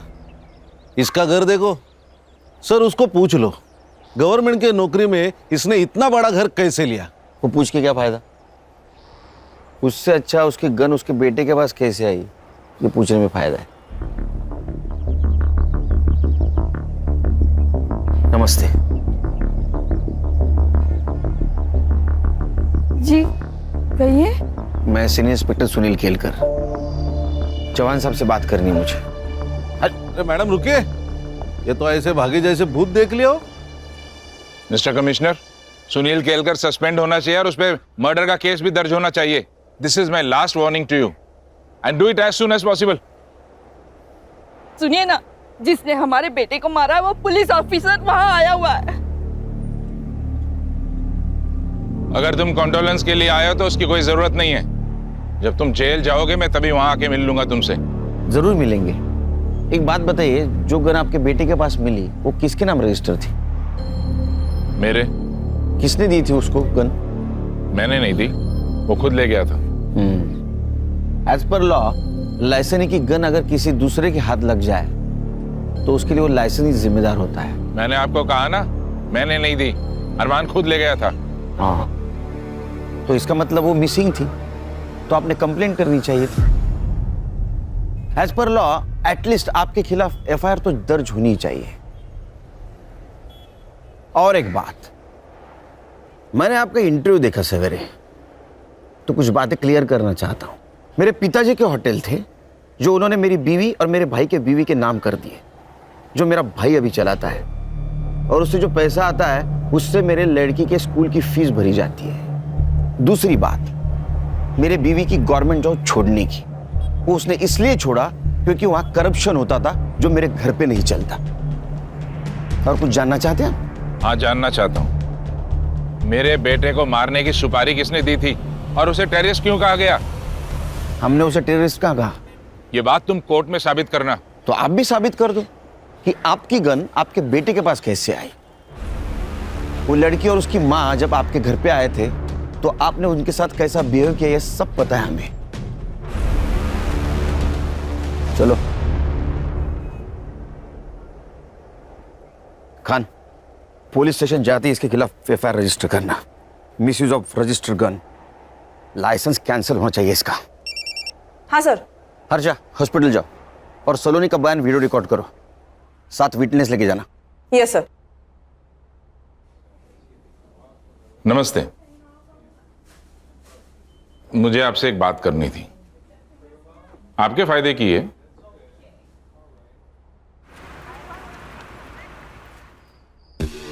सर, चौहान के खिलाफ एफआईआर 2 घंटे लिए। चौहान अभी पूरी तरह फंसेगा। बोलो हर्षा। सर, सलोनी को तो दोपहर में ही डिस्चार्ज मिल गया, वो तो हॉस्पिटल में नहीं है। ऐसे कैसे डिस्चार्ज ले लिया? हमें बताया भी ना। उसके घर पे जाके आओ। एक्चुअली सर, मैं वही बताने वाली थी कि मैं यहाँ आई हूँ उसके बिल्डिंग के नीचे, लेकिन वो और उसकी माँ दोनों भी घर पे नहीं है। सर, सलोनी की माँ आई है, सलोनी मिसिंग है, उसकी कंप्लेंट देने।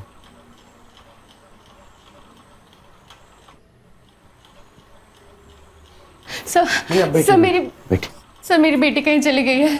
आप लोग हॉस्पिटल से घर आए उसके बाद ही गई है ना? जी सर। आपने डिस्चार्ज क्यों लिया? सर मैंने नहीं, उसने जबरदस्ती डिस्चार्ज ले लिया। फिर हम घर गए, घर पहुंचते ही वो जल्दी से कपड़े बदल कर बाहर निकल गई। कहाँ गई बताया? माँ, पार्लर जा रही हूँ। बेटा, इस हालत में 2-4 दिन रेस्ट तो कर ले, फिर जाना। नहीं माँ, पार्लर से फोन आया था, अगर नहीं गई तो किसी और को रख लेंगे। अरे फिर कुछ देर बाद मैंने पार्लर में फोन लगाया उसकी तबीयत का पूछने के लिए, पर पता चला कि वो पार्लर गई ही नहीं थी और पार्लर वालों ने उसे फोन करके बुलाया भी नहीं। आपने कॉल किया उसके मोबाइल पे? जी सर, कई बार फोन लगाया, रिंग जाती है बट वो फोन ही नहीं उठा रही है। संग्राम, हमारे पास नंबर है, कॉल करो। The subscriber is currently switched off. Battery drain हुई होगी। Quite possible. खान, सलोनी का मिलना बहुत जरूरी है, उसका फोटो सारे पुलिस स्टेशन में सर्कुलेट कर दो। सर। ढूंढेंगे उसको, ढूंढेंगे।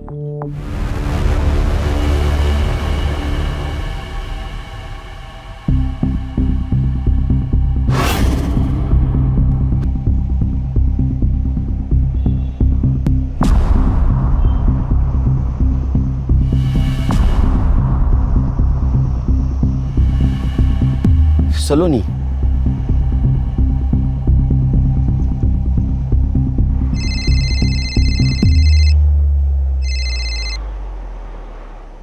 सर। ये क्या न्यूज है?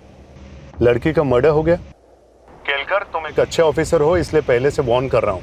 तुम्हारे इंक्वायरी और सस्पेंशन दोनों लेटर्स हेडक्वार्टर से लंच के बाद निकलेंगे।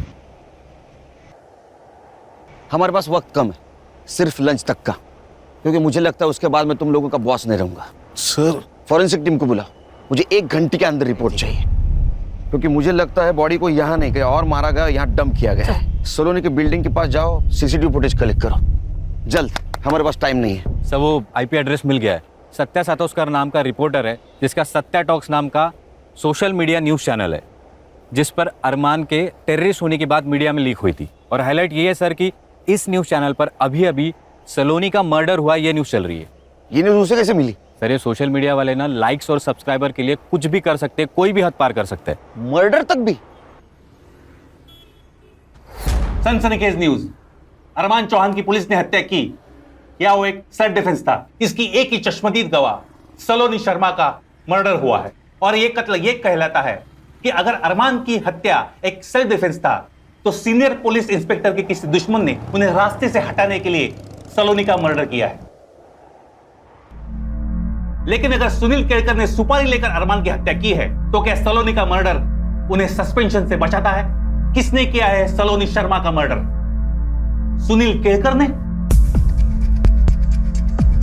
ऐसे ही लाइव अपडेट्स के लिए देखते रहिए सत्या टॉप न्यूज। मैं सत्य सातोस्कर।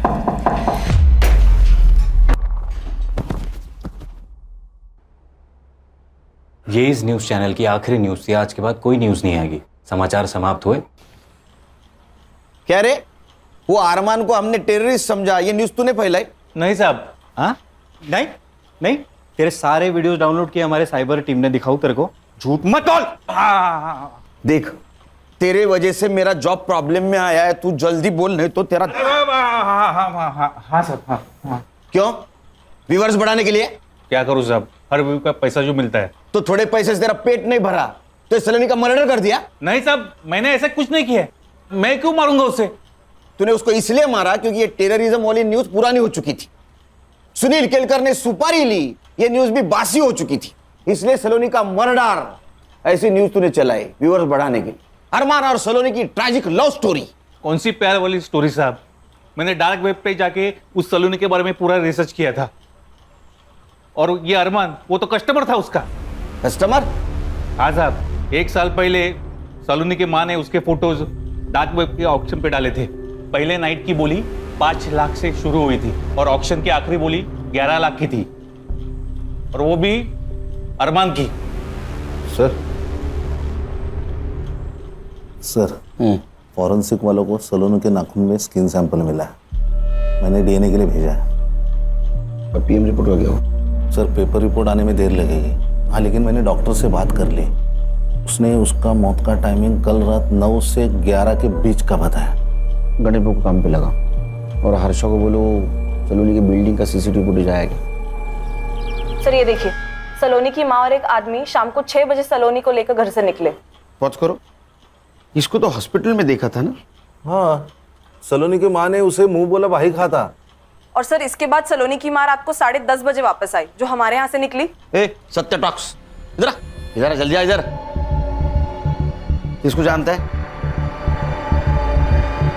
ये अमन वर्मा है साहब, वो डार्क वेब साइट इसी की है।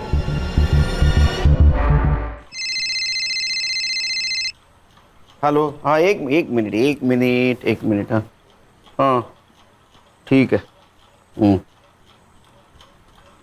मर्डर स्पॉट पे एक पीली बत्ती की गाड़ी थी। पीली बत्ती तो स्टेट सेक्रेटरी यूज करता है, मतलब यशदीप चौहान। इस नंबर की गाड़ी किसको अलर्ट हुई थी पता करो। संग्राम सर, तुम अमन वर्मा को और तुम सलोनी की माँ को यहाँ लेके आओ। तुम लोगों के पास सिर्फ 1 घंटा बाकी है। 1 घंटे में सब सच सामने आएगा तो क्या होगा पता है ना? मैं यहाँ रहूंगा। तो चलो निकलो, चलो।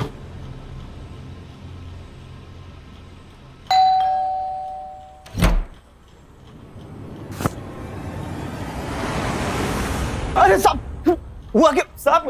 अरे मेरे बात तो सुन।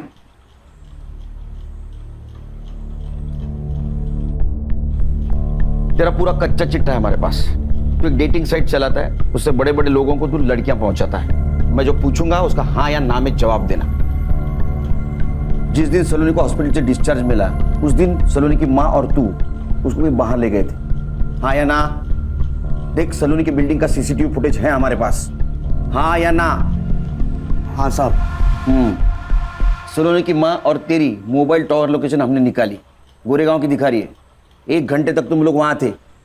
सलोनी को किसके पास ले गए थे?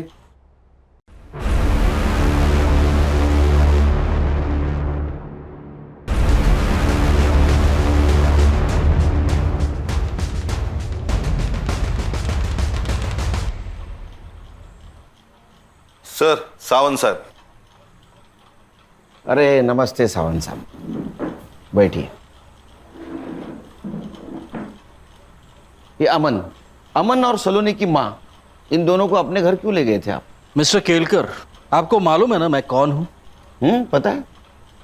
जिनके गाड़ी का इस्तेमाल सलोनी की लाश को ठिकाने लगाने के लिए किया गया था। अब मैं जो पूछूंगा उसका हाँ या ना में जवाब देना, वरना मैं भूल जाऊंगा मैं कौन हूं। पैर नीचे, नीचे। बताइए। मेरा वकील आने तक मैं कुछ नहीं बोलूंगा। तेरा भी वकील आने वाला है? नहीं साहब। तो बोल, तू बोल, ये सुनेंगी। ये सुनने के लिए भी वकील लगेगा। अरमान ने पैसे देने बंद कर दिए थे और सलोनी की माँ मेरे पीछे पड़ी थी कि सलोनी को फिर से डेटिंग साइट पे डालो, लेकिन सलोनी इस सब से राजी नहीं थी। माँ तुम समझती क्यों नहीं? मुझे नहीं करना ये सब, मुझे फिल्मों में जाना है, वो सपना है मेरा। अरे वो तो हम पूरा करेंगे ना, लेकिन सिर्फ सपनों में तो नहीं जिया जाता ना।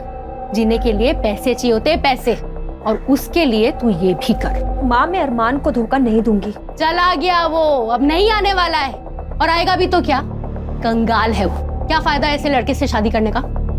अमन तू डाल इसका फोटो साइट पे। मैं ये सब नहीं करूंगी।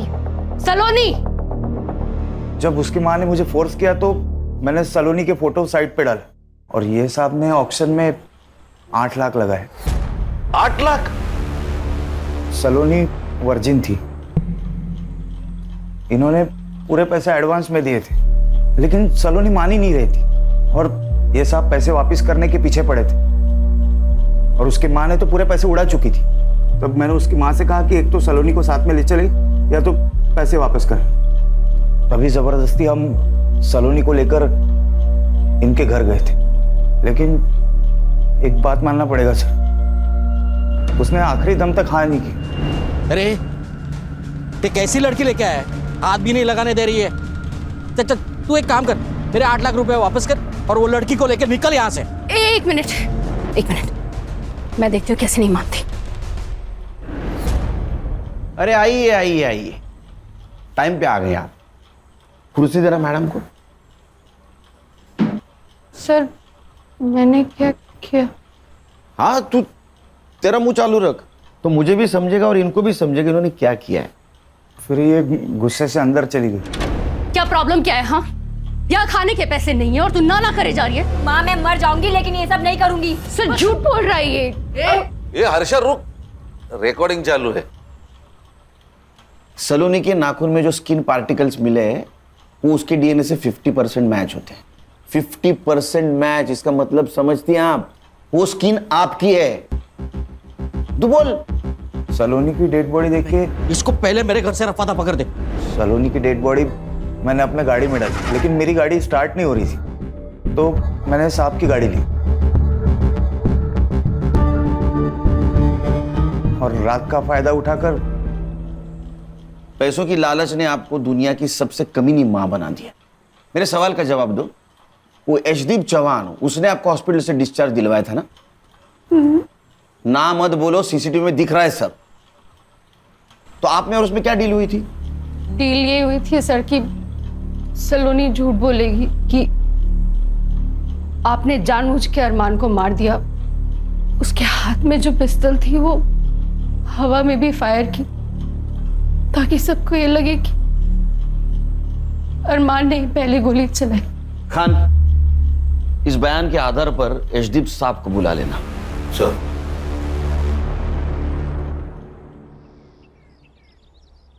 जय हिंद सर। सर मैं इंक्वायरी कमेटी के सामने जाने के लिए तैयार हूं सर। मेरे पास भी मेरे बेगुनाही के इतने सारे सबूत है कि सारे चकरा जाएंगे सर, और सोचेंगे किस ऑफिसर से पाला पड़ा है। Sir. Sir, congratulation. Thank you Khan.